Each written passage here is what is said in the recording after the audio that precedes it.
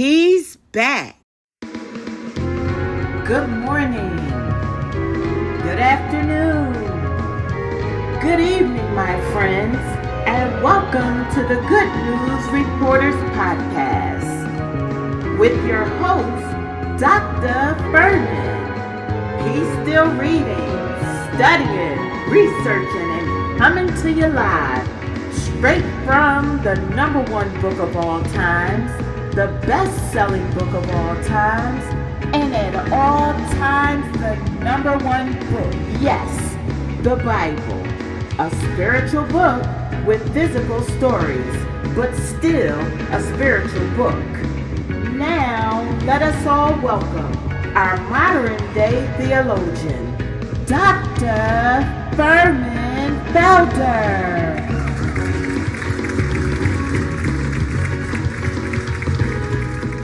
My wife and I were sitting down one day, and we were wondering why the Indians were so quiet during this time when people want to claim America for themselves, and we know history tells Indian.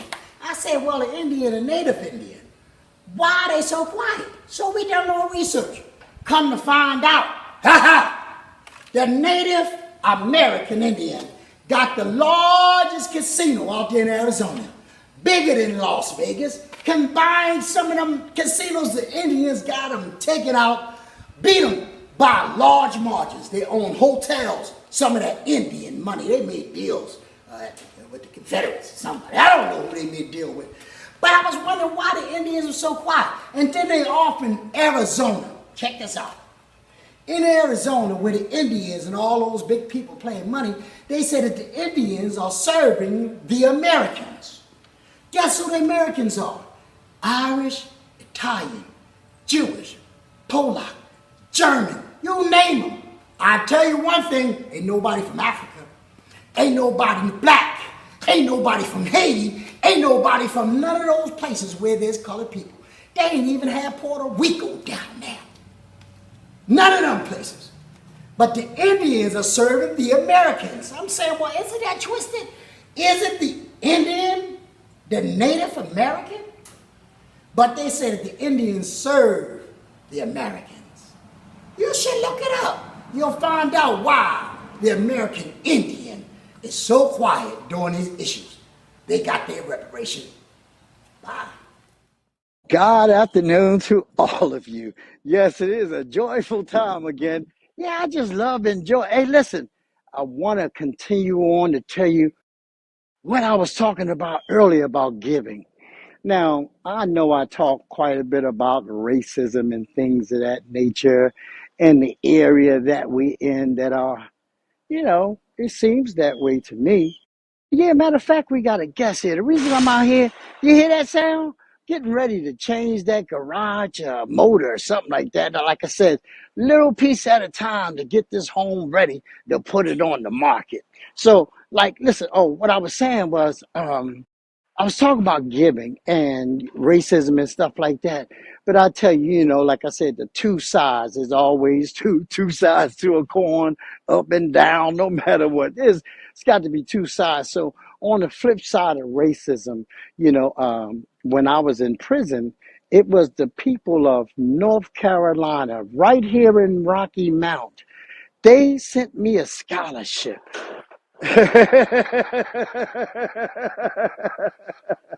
You ever heard of inmate scholarship? Man, that's how I got my doctor's degree. That's how I studied. I was able to study because somebody in this town,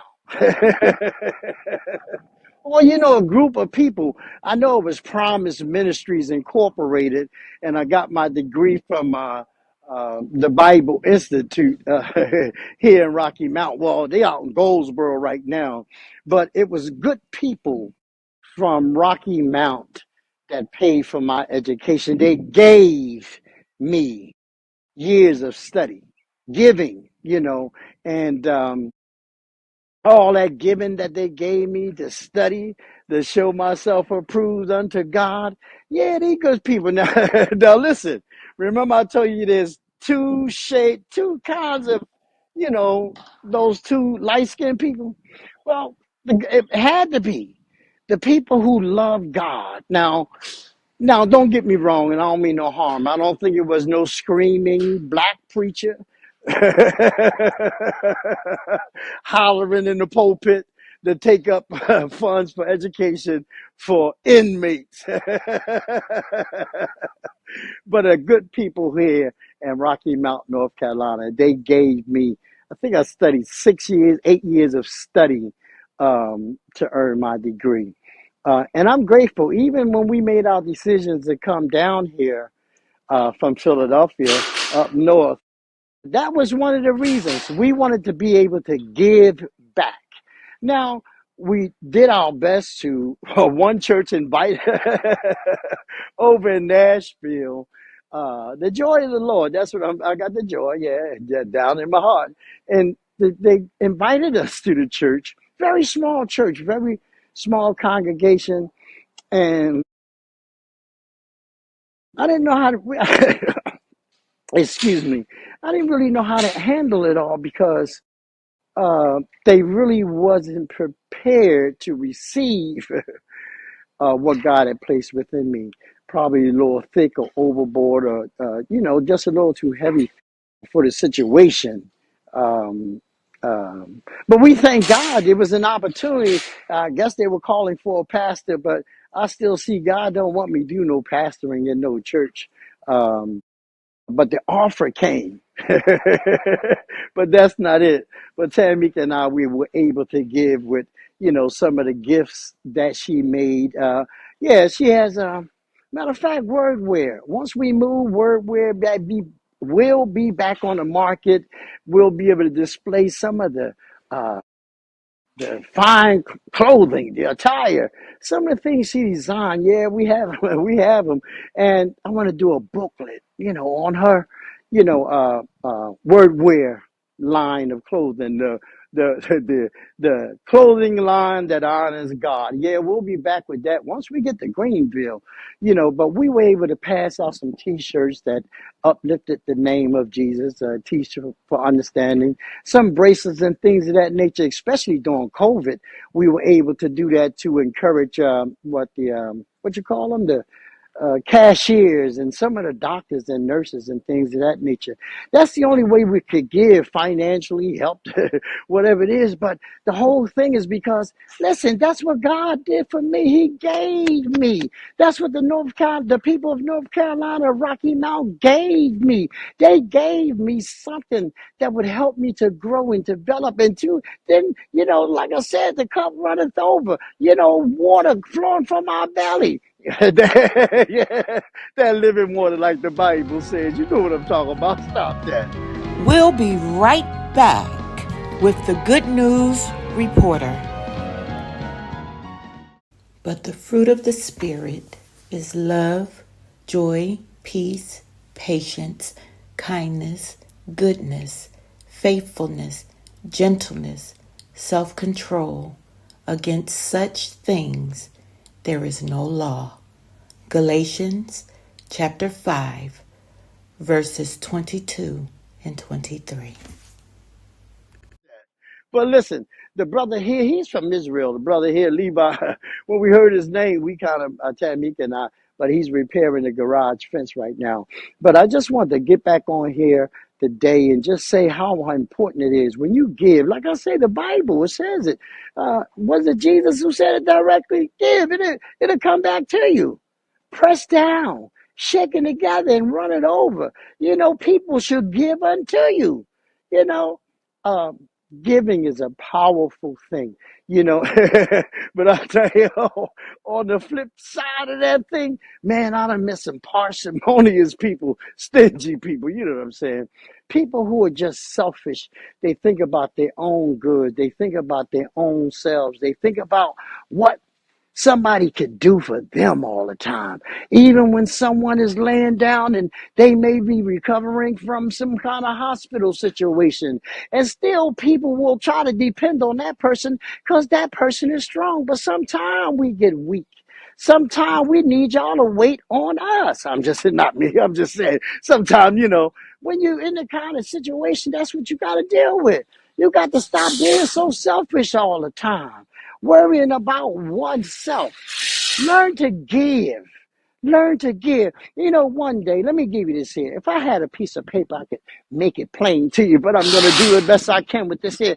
When you have a big circle, let's say a big, big circle, if you were in a big circle, and the only thing in that big circle is M-E, me, a big old M and a big old E. Selfish. You ain't got no room, no room in that circle for anybody else. You're too big. Too big. You too big. Taking up the whole circle. You don't want to take up the whole circle with just me, M. A big old M. Yeah, I'm saying it again. And a big old A. No, you got to begin to shrink oneself.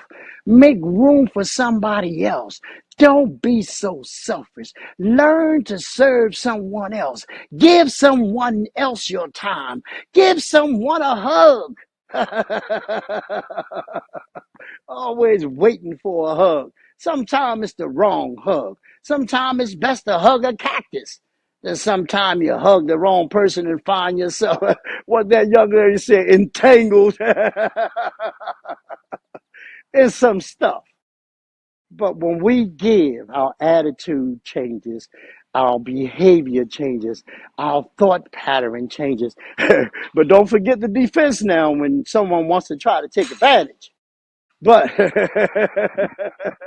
don't let them steal your blessings because it's better to give than to receive. And that's that whole thing about giving. You can always receive. You don't get it. Jesus, when he says, when somebody smack you on one side, let them smack the other, that's kind of backwards, isn't it? Normally people would respond in a different way, especially if they're from North Philly. I'm just saying. He says you have two pair of shoes, give one to somebody else. Don't have two pair of shoes. Or don't have one pair of shoes. You know, it's about giving because no matter what, nobody can change the law of God. And let me tell you what that law of God is. That law is when you give, he says it'll come back to you. What? Why? I got to come back to you in $1,000,000? Got to come back to you in a boat or plane? Got to come to you in a wonderful trip? No, it could basically come to you in your good health. That you can breathe, take another breath of God's good, fresh air. Wonderful air. This is good. This is great.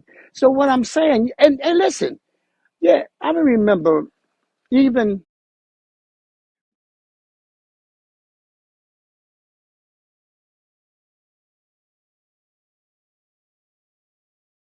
when I came home from prison. And yeah, deserted by family, deserted by my very biological baby. She's in my life now, Nanique. I was really deserted. Um, was I wasn't given much of a chance at that time, but God had blessed me with a daughter, uh, a niece, and God showed me how to give to that child as if she was my very own baby. And yes, just like that, 14 years straight, from 12 to 26, full grown. Um, but the thing was, I didn't have any money. No, I think I was making $60 a week playing drums in a Baptist church. But God told me to give some of that to that child, to bless that child. She was fatherless also. So, of course, I could relate to what she was dealing with, you know. But what I'm saying is about giving. Now, no matter how much, and that my little baby girl gave, no matter what it is. I felt like this is where I really felt. That I had already lived my life. I got plenty more to go, but I'm just saying at the time, I just want to help someone else grow. and things of that nature, helping her to mature into a wonderful bride and a college student, college graduate, and things of that nature. So, but when we give, someone gave me education, give it back. Yeah, I do the best I can. Can we support? Yeah, if it's possible. But I'm just saying, these are the things. It's the law of God. This last time I'm going to repeat this. When you give, remember, it will come back to you no matter what you give. Don't give, don't give nobody no hate now. Don't do that. Because guess what? That'll come back to you too. But I'm just saying, we reap what we sow. Get that love. Give it to someone. Give, give, give them a hug. Give them a holy kiss. Not that I'm just saying, give them a holy kiss. But give someone something and watch God. Give God more time and watch what God do for you. Just give him some time. Give. So listen, I'm going to stop this right now, and I don't know how long I've been running my mouth, but I'm just saying, giving is good. And like I said, to come from the bottom, I'm talking about, now I'm going to repeat this some more. I'm talking about zombie land. When I was paroled to zombie land, Pennsylvania, USA, yeah, Philadelphia, Kensington. I had to stay there for a minute. But look at what God would do because, hey, look, I gave him my life. Hey, look, God bless you all. I see you, brothers and sisters.